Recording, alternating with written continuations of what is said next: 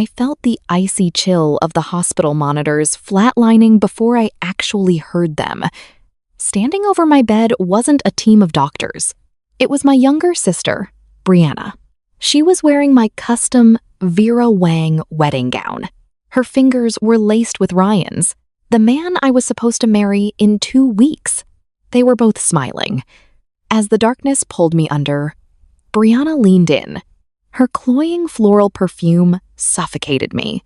She whispered into my ear, "Thanks for the trust fund, sis. We'll send you a postcard from the Amalfi Coast."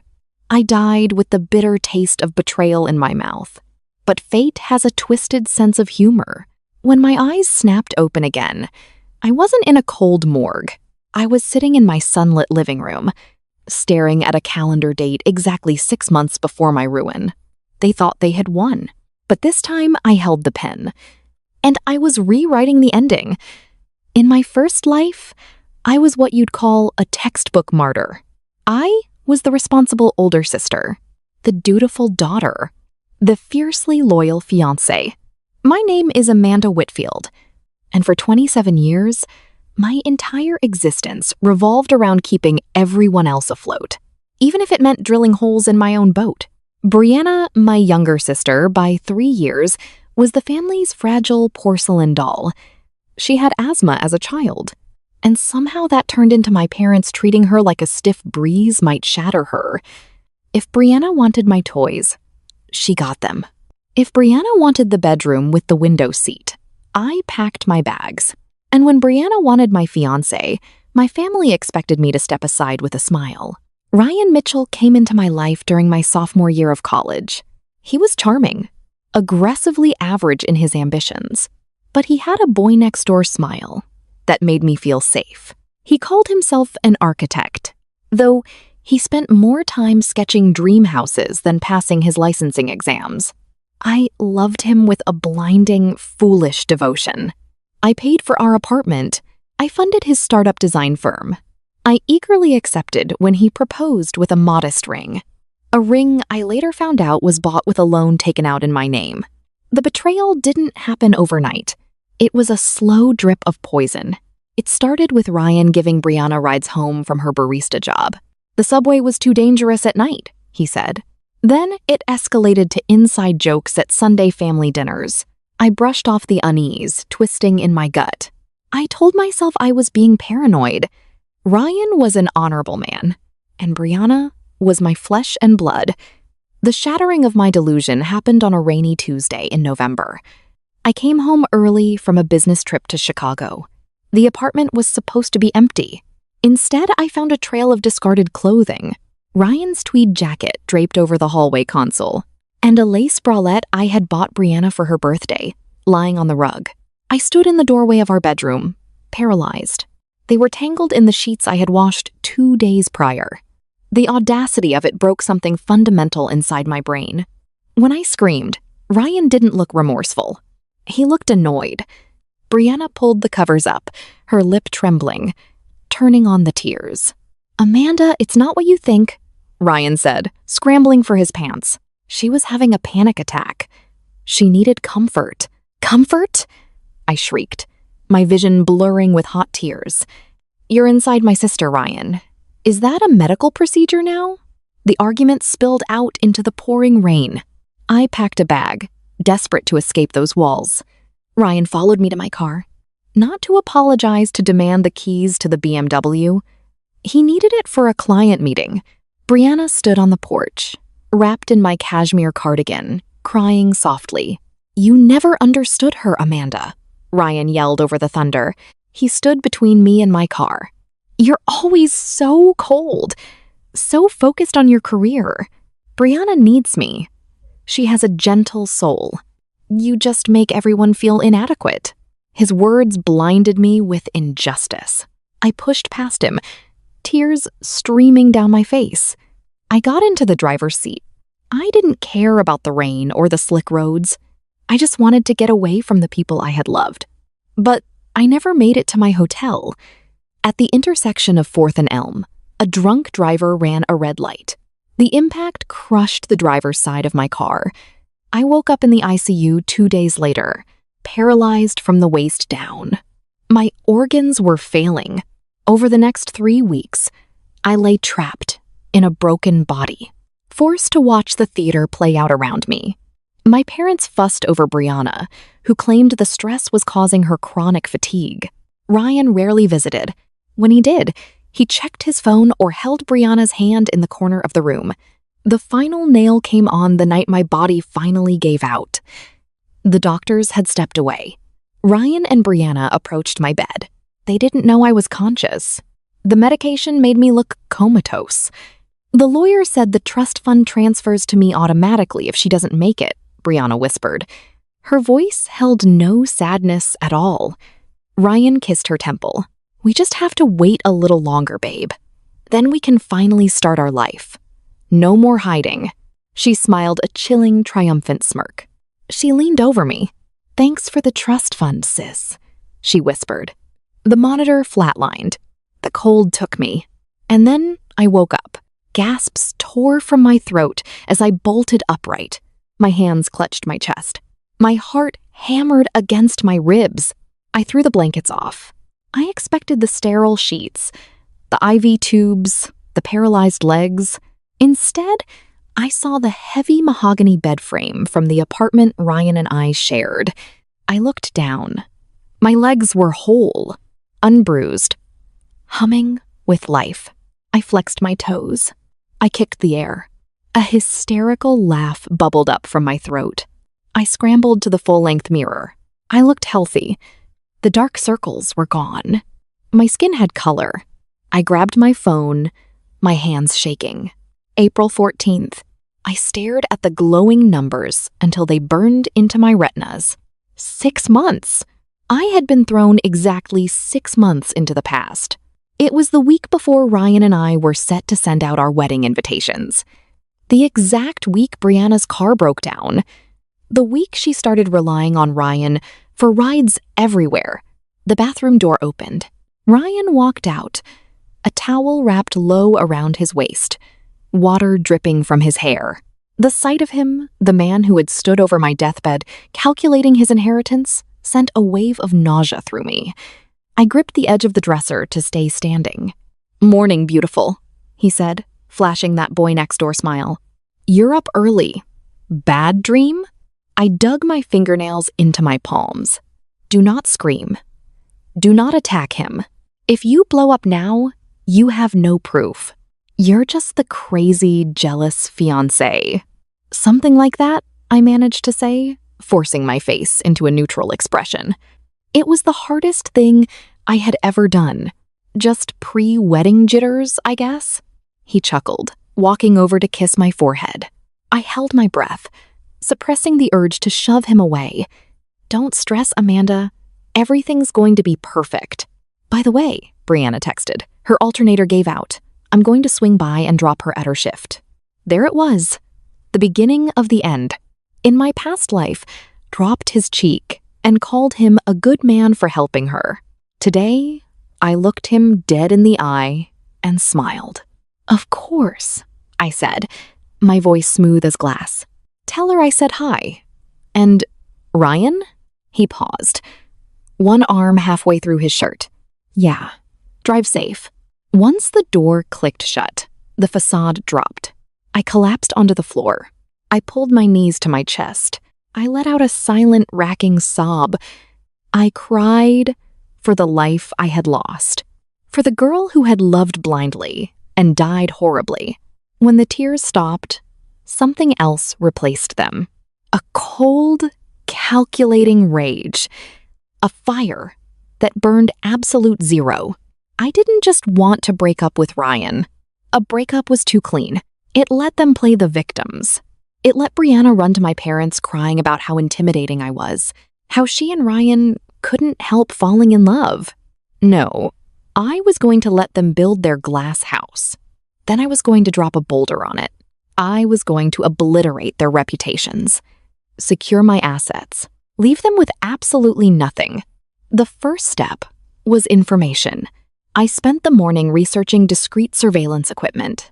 I hired a private investigator named Marcus Doyle, a sharp, cynical former cop who specialized in infidelity and asset tracking. That evening, we had a mandatory family dinner at my parents' estate. My mother, Diane, had made her famous roast. The dining room was suffocatingly warm. Crystal clinked. Conversation hummed. "So, Amanda," my mother started, cutting her meat with surgical precision. "Have you finalized the floral arrangements? Brianna thinks peonies would be softer than the orchids you chose." Across the table, Brianna offered a sickeningly sweet smile. "I just thought it would match your complexion better. You've been looking so tired lately." In my past life, I would have defended my choice. This time, I took a sip of wine and smiled warmly. "You know, Brie, you might be right," I said smoothly. The table paused. My mother looked at me like I'd grown a second head. "Really?" Brianna asked, her eyes narrowing in suspicion. "Absolutely," I continued. "You've always had such a delicate eye for these things. Why don't you take over the floral arrangements entirely? Ryan, you wouldn't mind coordinating with Brianna on that, would you? I'm swamped with the merger at work." Ryan puffed out his chest, pleased by the delegation. "Of course, babe. Brie and I can handle it. Team effort." As he spoke, I dropped my napkin onto the floor. I ducked beneath the table to retrieve it, and there it was, hidden under the tablecloth. Ryan's foot was hooked around Brianna's ankle. They weren't just flirting. The line had already been crossed. I sat back up, dabbing my mouth with the napkin. My heart beat a steady war drum rhythm. "Thank you both," I said, looking right into Brianna's eyes. "I really appreciate you taking this off my plate. It takes a lot of trust to hand over something so important." Brianna didn't even flinch. "Anytime, sis. That's what family is for." "Enjoy it," I thought, taking another slow sip of wine. "Dig the grave as deep as you want. I'll bring the shovels." Over the next 3 weeks, my life became a masterclass in compartmentalization. To the outside world, I was the busy, trusting bride-to-be.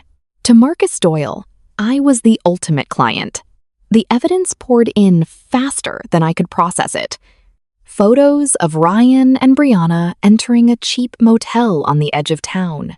Audio from a hidden recorder sewn into the lining of Ryan's gym bag. "She's so obsessed with work, Brie. She barely even looks at me. You make me feel like a real man." "I know, baby. We just have to be patient. Once the wedding happens, her grandfather's trust fund fully unlocks. We can take our cut and run." Hearing Ryan explicitly name the financial motive disgusted me on an entirely new level. My grandfather had set up a trust for me. I'd receive the bulk of the principal upon turning 30 or getting married. Ryan wasn't staying for comfort. He was staying for the payout. If I canceled the wedding now, I wouldn't see that money for 3 more years. And my parents, who managed the interim payouts, would surely punish me for embarrassing the family. I needed a husband to unlock the funds immediately, but it sure as hell wasn't going to be Ryan. That realization led me to the annual Children's Charity Gala at the Whitmore Hotel. It was a suffocatingly opulent event, crawling with old money and corporate sharks. I wore a backless emerald silk gown that commanded attention, a sharp departure from the muted pastels Ryan usually guilted me into wearing. Ryan was supposed to be my date. He'd called an hour before, claiming a crisis at the firm. I already knew from Marcus's tracker that the crisis was parked outside Brianna's apartment. I stood near the ice sculpture, sipping a strong martini, scanning the room. I wasn't here to network. I was hunting. My eyes landed on a man near the terrace doors, Nathan Cross. Even in a room full of powerful people, Nathan commanded a different kind of gravity. He was the CEO of Cross Capital, an apex predator in the venture world. Jet black hair, graying slightly at the temples, piercing hazel eyes, a jawline that looked like it could cut glass. 32, ruthlessly efficient, famously single. In my past life, Nathan and I had crossed paths during a corporate merger. He'd shown a clear, intense interest in me. He invited me to dinner twice, framing it as business, though the heat in his gaze said otherwise. I had politely, foolishly rejected him, citing my devotion to Ryan. Nathan backed off immediately. He wasn't a man who begged, but I never forgot the way he looked at me. Tonight, I needed a husband. Powerful enough to terrify my parents. Wealthy enough not to care about my trust fund. Ruthless enough to appreciate a mutually beneficial contract. I took a breath, squared my shoulders, and walked across the ballroom. As I approached, the group around him parted. Nathan turned, a polite, bored smile gone the second his eyes locked onto mine. "Amanda Whitfield," Nathan murmured. His voice was a low, rich baritone that cut through the noise. "I didn't expect to see you here, unaccompanied no less. Where's the architect?" "Indisposed," I replied, stepping into his space. I caught the faint scent of bergamot and expensive scotch. It seems he has a sudden passion for charity work elsewhere. Nathan's eyes narrowed, catching the undertone in my voice. He handed his empty glass to a passing waiter. "Is that so? You look different tonight, Amanda. Less accommodating." "I've recently had a change in perspective," I said, holding eye contact. "Mr. Cross, I have a business proposition for you, one that requires discretion." "I'm listening," he said, though I rarely conduct business near an ice sculpture. 10 minutes later, we sat in a private alcove off the main library. The heavy curtains muffled the orchestra outside. Nathan leaned back in his leather chair, steepling his fingers. "All right, Amanda. You have my undivided attention. What's the proposition?" I didn't blink. "I need you to marry me." Silence stretched between us. Thick, heavy. Nathan didn't laugh. He didn't look shocked. His gaze sharpened, dissecting the angles. "That's a bold opening statement," he finally said, "particularly from a woman who rejected my advances 6 months ago because she was deeply in love with her fiancé. Why the sudden change? And why me? Because you're practical, you're powerful, and you don't suffer fools," I answered evenly. "My fiancé is sleeping with my younger sister. They're planning to write out the wedding to access my grandfather's trust fund, then blindside me." Nathan's expression darkened. A cold fury flashed in his hazel eyes. "I see. And you want to preempt the strike." "I want to annihilate them," I corrected, my voice dropping to a whisper. "But I need the trust fund to secure my independence from my family. They'll inevitably side with her. If I marry you, the trust unlocks. In exchange, I can offer you the prime commercial real estate in the Riverside district that my trust holds. The exact plots Cross Capital has been trying to acquire for 2 years." Nathan went perfectly still. He knew exactly which plots I meant. They were the missing pieces of his urban development project. "You're offering me Riverside," he murmured, leaning forward, invading my space, "in exchange for a marriage of convenience." "A legal marriage?" I clarified. "Strictly contractual. 1 year, then we divorce quietly. You get the land at a discount. I get my liquid assets and my revenge." Nathan studied my face for a long, agonizing minute. He reached out, his thumb brushing a stray lock of hair behind my ear. The touch was electric. "You've grown teeth, Amanda," he said softly. "I like it. But you're wrong about one thing." My heart plummeted.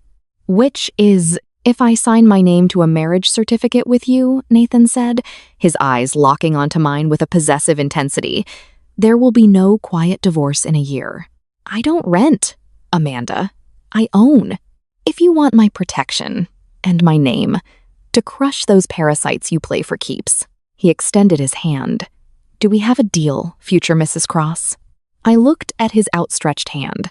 I thought of Ryan and Brianna laughing at me, stealing my life, leaving me to die in a cold hospital bed.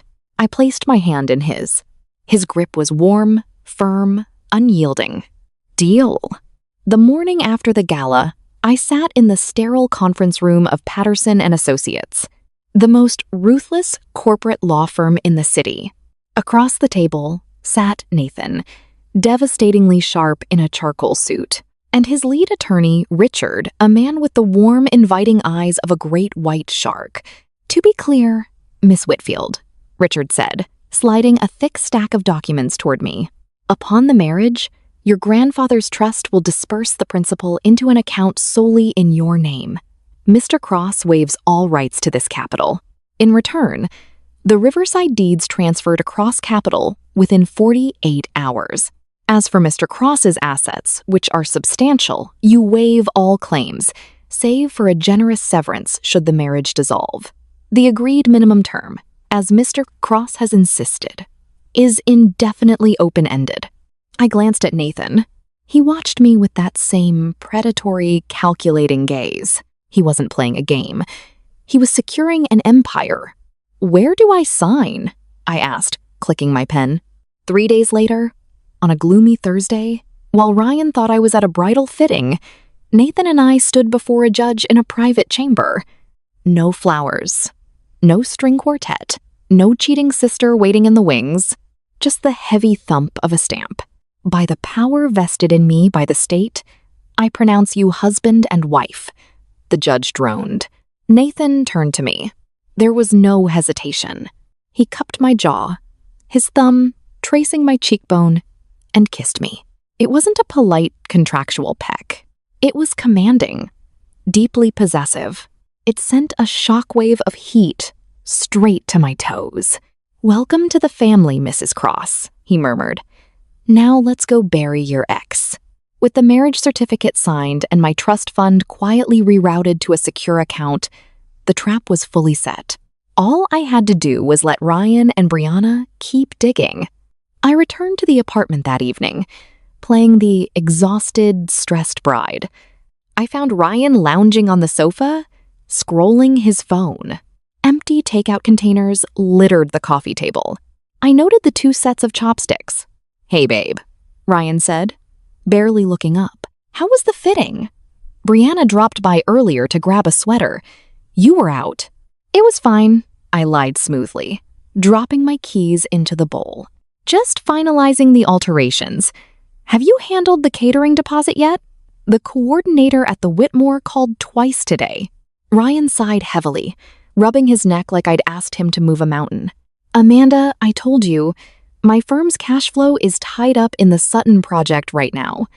I can't liquidate my personal accounts weeks before the wedding. In my past life, I would have felt guilty and wired the deposit myself. This time, I knew the Sutton project was entirely fictional. Marcus had already confirmed Ryan's business account held $412. He was flat broke, living off the credit cards I paid every month. "Don't worry about it," I said, suppressing a smile. I pulled out a corporate credit card, one I'd already scheduled to freeze in 12 days. "Use this. But Ryan, please handle the vendor payments by Friday. I can't deal with the stress." His eyes lit up as he took the card. "You're the best, Amanda. I promise, after the wedding, I'm taking you on the best honeymoon ever. Paris, just like you wanted." "You mean the Amalfi Coast?" I thought, remembering Brianna's dying whisper to me. "And you're not going anywhere." As the fake wedding date loomed closer, Brianna became increasingly brazen. It was as if she could taste the trust fund money. She practically moved into our apartment under the guise of helping with the details. The climax of her audacity happened on a Tuesday. I told Ryan and Brianna I'd be in Boston overnight for a client meeting. Instead, I drove 3 blocks, parked in a garage, and checked into a suite Nathan had booked at the Lexington Hotel. Marcus had installed hidden cameras in the living room and my bedroom. Sitting in my suite with a glass of wine, I opened the encrypted feed. At 8 p.m., Ryan and Brianna entered the apartment, laughing, holding grocery bags, and 2 bottles of cheap wine. I watched in cold, detached silence. They cooked dinner in my kitchen, drank wine from my crystal glasses, made their way into my bedroom. But the real gut punch didn't come from watching them tumble into my sheets. I was numb to that now. The real twist of the knife came an hour later. Brianna got out of bed, wrapped herself in my silk robe, and walked to my closet. She pushed aside my daily wear and reached into the back. She pulled out the heavy garment bag, holding my custom Vera Wang wedding dress. Ryan sat up against the headboard, watching her with a lazy smile. "What are you doing, Bree?" "Just looking," she cooed, unzipping the bag. I watched through the screen, my grip on the wine glass tightening, until my knuckles went white. Brianna slipped off the robe and stepped into the lace and silk organza of my dress. She struggled with the zipper. Ryan chuckled, getting out of bed to zip her up. She stood in front of the mirror, smoothing the fabric over her hips. It was the exact image from my nightmare. "It fits me better than it fits her," Brianna pouted, admiring her reflection. "Her shoulders are too broad for this neckline. I look like a real princess." "You are a princess," Ryan murmured, wrapping his arms around her from behind. "And soon you won't have to play second fiddle. 3 more weeks, baby. We get the ring on her finger, the trust fund unlocks, and then I'll find a reason to file for divorce.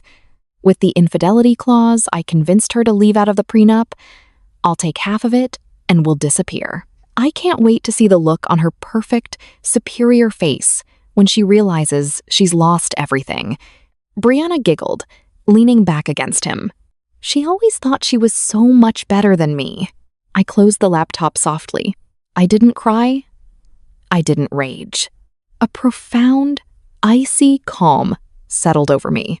They wanted to destroy me for money, out of sheer petty jealousy. The next morning, I made my first major tactical strike. Ryan's architectural firm rented office space owned by a subsidiary of Cross Capital. I made one phone call to Nathan. "They're 3 months behind on rent, Amanda." Nathan's voice came through, distinctly amused. "My property managers were about to serve an eviction notice anyway. Do it today," I requested. And Nathan changed the locks while he's out at lunch. I don't want him taking the chairs I bought him. Consider it done, my brilliant wife. That afternoon, Ryan burst into the apartment while I was unpacking. He was pale, sweating, looking like a cornered rat. "Amanda, something insane just happened," he panted, dropping his briefcase. "The landlord locked us out. They're claiming unpaid rent. It's a mistake, a banking error.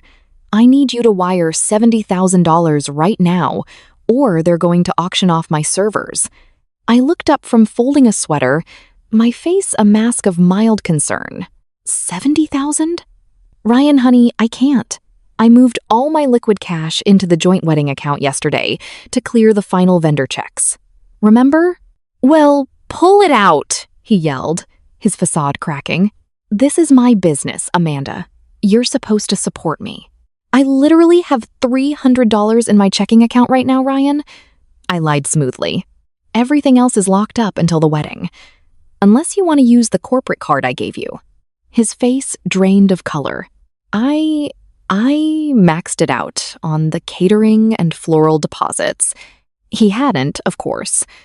Marcus's records showed he'd bought himself a $15,000 watch and booked first-class tickets to Rome for 2.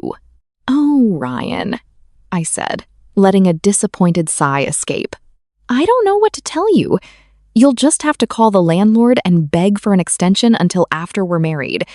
Watching him panic, knowing he had no office, no money, and was relying on a wedding that would never happen, was pure, unadulterated satisfaction. The night before the wedding, the atmosphere at the Whitmore Hotel banquet hall was electric. My parents had pulled out all the stops for the rehearsal dinner. 75 guests sat at round tables under crystal centerpieces. Brianna wore a blush pink gown wildly inappropriate for a maid of honor. She looked more like a bride herself. She was practically vibrating with smug anticipation. My parents, Arthur and Diane, held court, boasting about my successful match.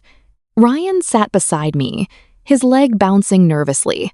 He'd spent the week dodging collection calls, banking entirely on the payday he thought tomorrow would bring. I wore a simple black slip dress, a funeral dress. When the waiter cleared the courses, my father clinked his glass. "Silence, everyone. I believe the bride has prepared a toast and a little video presentation for her groom. The lights dimmed. A massive screen unrolled behind the head table. I stood, smoothing my dress, and picked up the microphone. The room fell dead silent. "Thank you all for being here tonight," I started, my voice echoing through the speakers.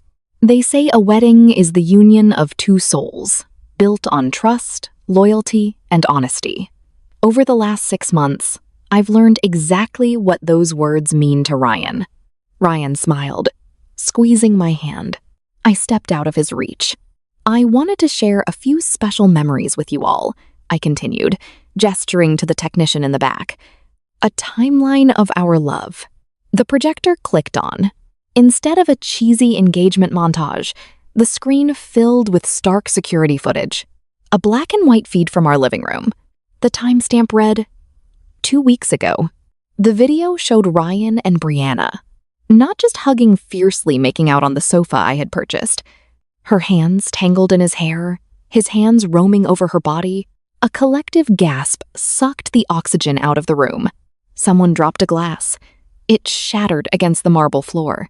"Amanda, what the hell is this?" Ryan screamed, jumping out of his chair. His face turned an apocalyptic shade of red. He lunged toward the technician's booth. "Turn it off. It's a deep fake. She's crazy." "Sit down, Ryan," I said, my voice dropping an octave, carrying the cold authority of an executioner. 2 security guards stepped out from the shadows, blocking his path, forcing him back to his seat. On the screen, the video transitioned. Audio kicked in loud and crystal clear. The recording from the night Brianna tried on my wedding dress. 3 more weeks, baby," Ryan's voice boomed through the speakers. "We get the ring on her finger. The trust fund unlocks. And then I'll find a reason to file for divorce. I'll take half of it, and we'll disappear. I can't wait to see the look on her perfect, superior face when she realizes she's lost everything," Brianna's voice echoed. The room erupted. My mother shrieked, clutching her chest, staring in horror at Brianna. My father's face turned purple with rage. Ryan's groomsmen stared at him in disgust. Brianna burst into theatrical tears. "It's taken out of context. Amanda manipulated it. She forced us," she wailed, trying to play the victim one last time. "Forced you to sleep with my fiancé in my bed, Brianna?" I asked, walking until I stood directly in front of her. "Or forced you to plan out how to steal my grandfather's money? Which part was out of context?" I turned to my parents. "Mom, Dad, you always coddled her. You always told me to make space for her. Well, I made space. She can have him." "Amanda, please," Ryan begged, dropping to his knees, completely humiliating himself. "I'm sorry. It meant nothing. I love you. We can still fix this. We can still get married tomorrow." "Get married tomorrow?" I laughed, a sharp, cold sound that cut through the murmuring crowd. "Ryan, the wedding was canceled a month ago. I canceled the caterer, the florist, the venue. The only reason we're all standing here tonight is because I paid for this dinner myself to make sure you both got the audience you deserved." Ryan stared at me, his eyes wide with horrifying realization. "But the trust fund? You lose it if you don't marry." Right on cue, the heavy oak doors at the back of the hall swung open. The temperature in the room seemed to drop 10 degrees. Nathan Cross walked in, flanked by 2 of his own security personnel. He moved with the terrifying, unhurried grace of an apex predator. The murmurs in the room instantly died. Every executive and socialite recognized the CEO of Cross Capital. Nathan ignored them all. He walked straight to the head table, his hazel eyes locked entirely on me. He stopped beside me, wrapping a protective arm around my waist, pulling me back against his chest. He looked down at Ryan, still kneeling, trembling. "She didn't lose the trust fund, Mitchell," Nathan said, his voice a lethal, silken purr. "Because my wife secured her assets weeks ago." Nathan reached into his jacket and pulled out a velvet box. He snapped it open, revealing a flawless 5-carat diamond ring. He took my left hand and slid the stone onto my finger. "We were married at the courthouse last month," I announced to the paralyzed room. leaning against Nathan's frame. I looked down at Brianna, whose face was a mask of shattered devastation. Then at Ryan, who looked like a man standing on the gallows. I believe the phrase you used, Brianna, was that you couldn't wait to see the look on my face when I realized I'd lost everything. I smiled. Well, take a good look. Because I'm keeping my money. I've upgraded my husband. And you two are left with exactly what you deserve. Each other. The silence that followed was absolute. The kind of heavy, suffocating quiet you only find in the eye of a hurricane. I stood there, Nathan's arm an iron band of security around my waist, watching the wreckage of my past life smolder. My father, Arthur, was the first to break the paralysis. His face, usually stoic, crumpled in panic. He looked at Nathan, a man whose net worth dwarfed our family, and then at me. "Amanda, let's not be hasty," my father stammered, his voice losing its usual thunder. "This is family business. We can handle this privately, Mr. Cross." "My wife's business is my business," Nathan interrupted, smooth but edged with warning. And from where I stand, the only people acting on emotion are the two kneeling on the floor. They mistook Amanda's generosity for foolishness. The show is over. My mother, Diane, finally found her voice. She rushed toward Brianna, trying to pull her up, but Brianna was a sobbing dead weight. "Amanda, how could you do this to your own sister? To humiliate her in front of everyone? She's fragile."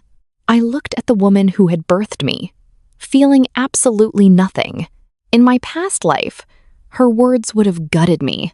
Now they were just noise.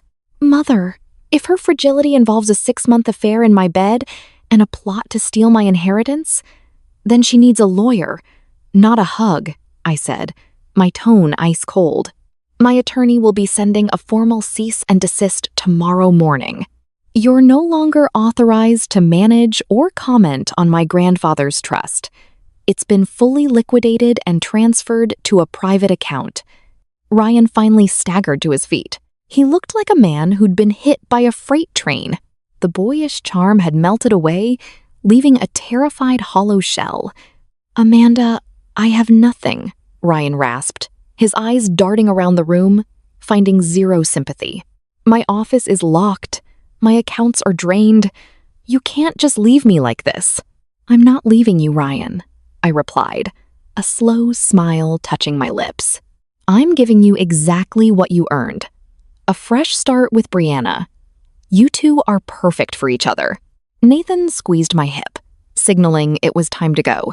The devastation was complete. There was nothing left to say.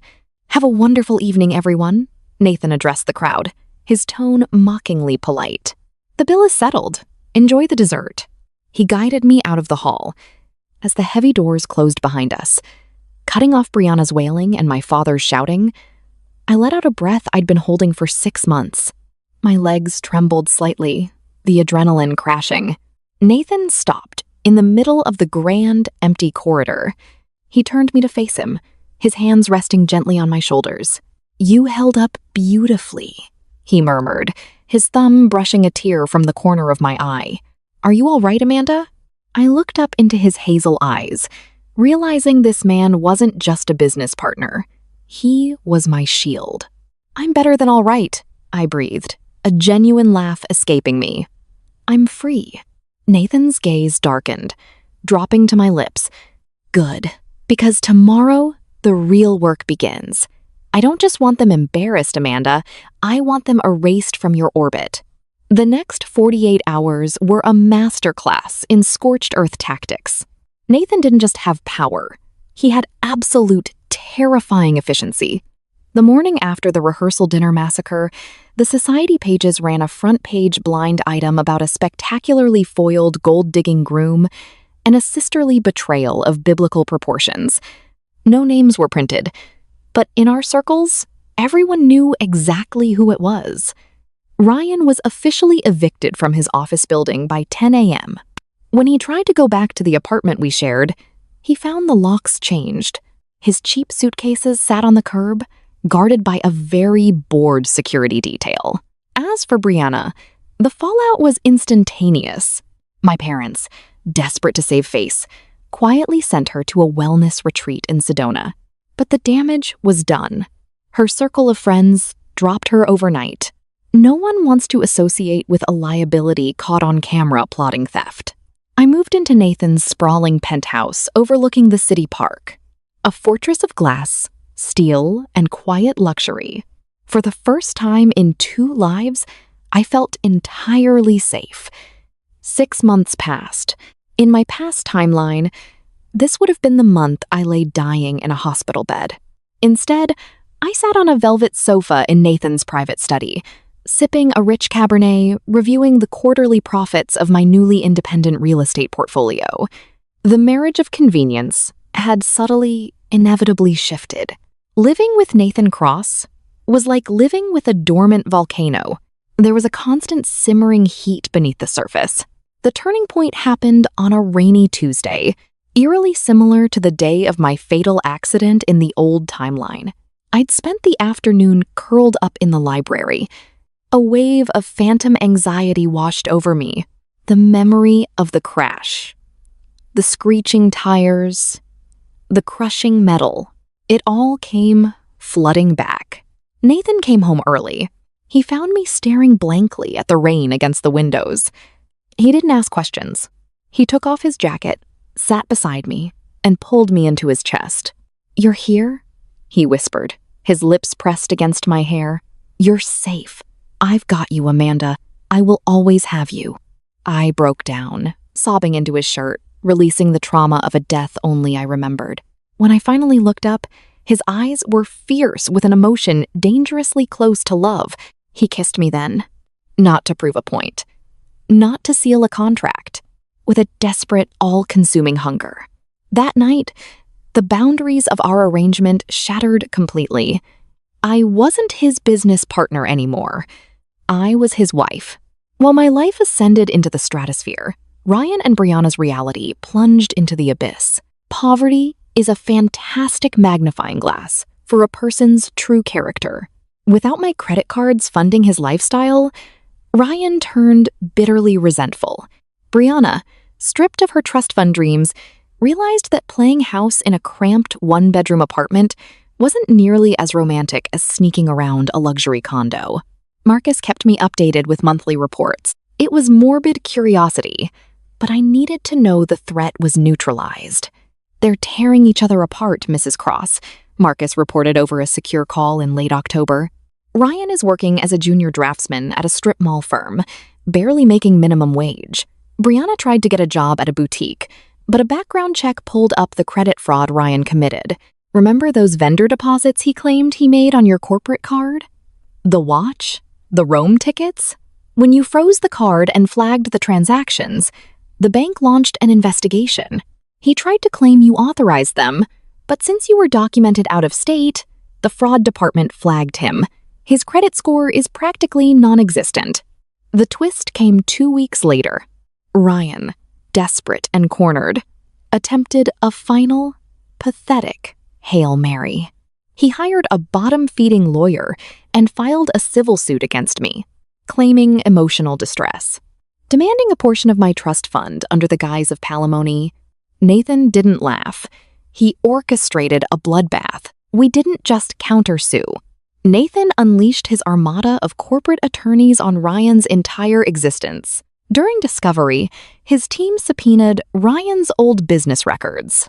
They didn't just find unpaid rent.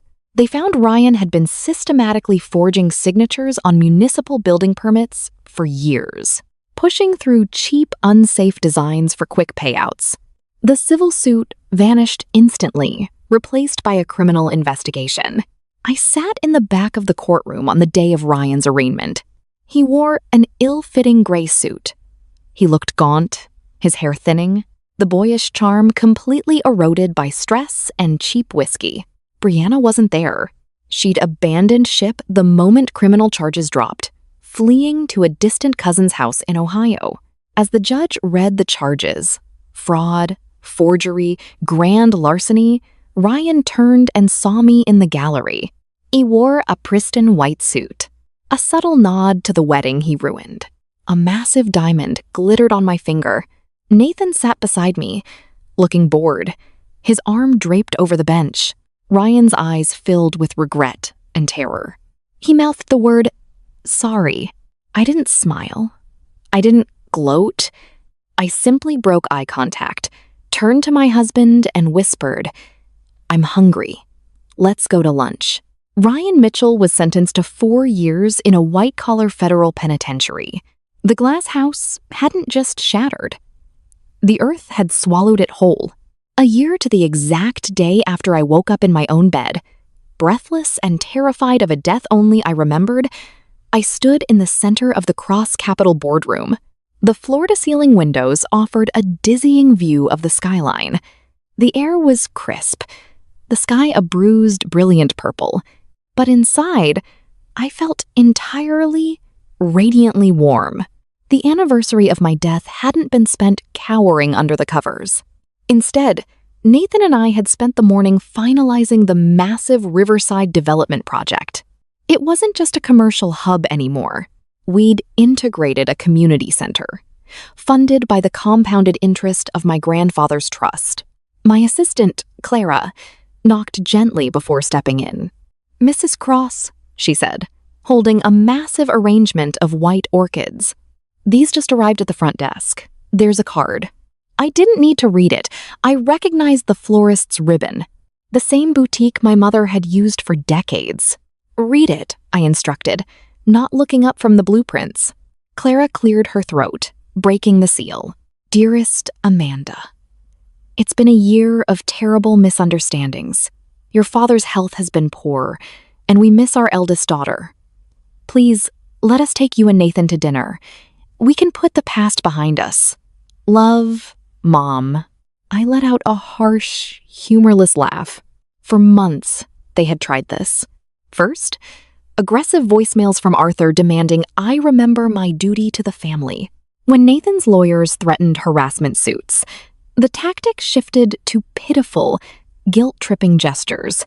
They'd realized too late that Brianna was a radioactive liability, and the daughter they discarded was now sitting on a throne of untouchable wealth. "Clara," I said, tapping my pen against the blueprints, "have security intercept the courier before he leaves the building. Return the flowers to the sender. And tell the front desk if anything else arrives bearing the Whitfield name, it goes straight into the incinerator. No exceptions." "Right away, ma'am," Clara said, smiling tightly. "You don't invite the people who handed you the poison back to the dinner table just because they promised they've changed the recipe." The cord wasn't just cut, it was cauterized. Later that evening, the quiet of our penthouse was broken only by the crackle of the fireplace. I sat curled on the sofa, reviewing the final security report Marcus had sent over.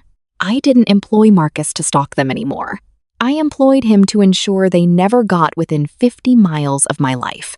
But Marcus, ever thorough, always included a brief update on the targets. The sheer, unadulterated karma of it all was a balm to the scars they'd left on my soul. Ryan was currently in a federal correctional facility. According to Marcus's notes, Ryan had tried to leverage his charm into a cushy job in the prison library. Instead, he'd been assigned to laundry detail. The man who couldn't be bothered to pay a caterer was now scrubbing industrial linens for 60 cents an hour.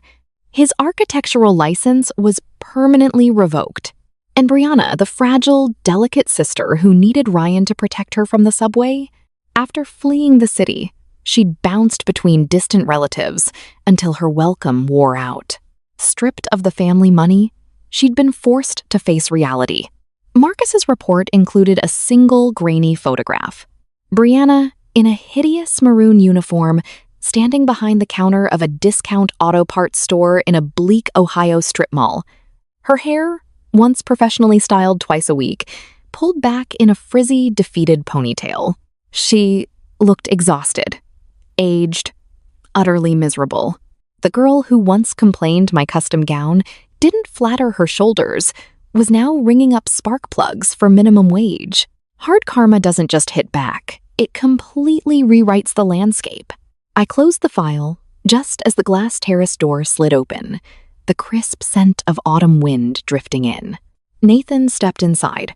He'd stripped off his jacket and tie, the top buttons of his shirt undone. Even after a year of marriage, the magnetic pull of the man made my pulse jump. The cold, ruthless billionaire the world saw was only half the picture. The man who held me together when phantom memories threatened to drown me, that man was mine. He walked over, bypassing the empty armchair to sit directly beside me. He threaded his fingers through my hair, pulling me gently against his chest. "You're quiet tonight," Nathan murmured, his lips pressing a kiss against my temple. "Thinking about the groundbreaking tomorrow." Thinking about how far we've come, I corrected, resting my head against his shoulder. A year ago, I was lying in a hospital room in another life, listening to them plan my funeral so they could cash my checks. Now I looked around the sprawling penthouse, then up into the hazel eyes of the man who had handed me a sword when I desperately needed one. "And now," Nathan prompted, a slow, arrogant smirk playing on his lips, his eyes entirely devoted. "Now," I smiled, tracing the line of his jaw. "I own half the city, and the people who tried to bury me are dirt under my shoes." "Correction," Nathan whispered, his voice a dark, silken purr. "You own the whole city, Mrs. Cross. I just live in it to carry your bags." I laughed, the sound bright and unburdened, right before his lips captured mine.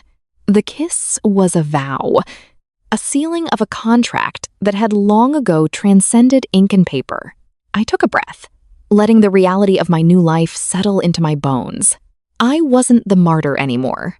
I wasn't the accommodating fool who stepped aside to make others comfortable. I had walked through the fire of my own destruction. I had taken the kindness they mistook for weakness and forged it into unbreakable armor. I was Amanda Cross, reborn from the ashes of their betrayal. And standing at the absolute pinnacle of the world, I knew one undeniable truth. I was completely, entirely untouchable. And that's the story of how I rewrote my fate, turned the tables on the people who tried to destroy me, and found my true equal in the process. Karma always comes to collect. And sometimes she wears a designer suit and carries a prenuptial agreement,